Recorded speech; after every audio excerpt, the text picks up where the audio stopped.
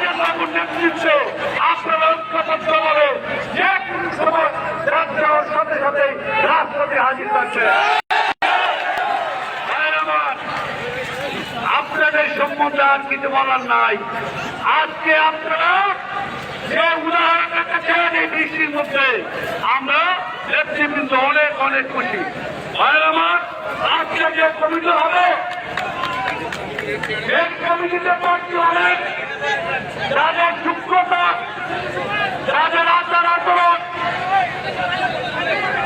সমস্ত কিছু থেকে যারা এই পদ নিয়ে বিএনপিকে সুসংগঠিত করবে, আগামী 31 দফা তারেক রহমানের বাস্তবায়ন করবে, তাদেরকে আমরা বিচার বিবেচনা করে দেওয়ার জন্য আমি আহ্বানকে রিকোয়েস্ট করবো।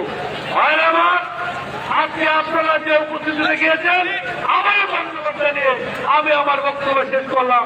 বাংলাদেশ জিন্দাবাদ, বাংলাদেশ জিন্দাবাদ, শহীদ হোক, দেশ জিন্দাবাদ।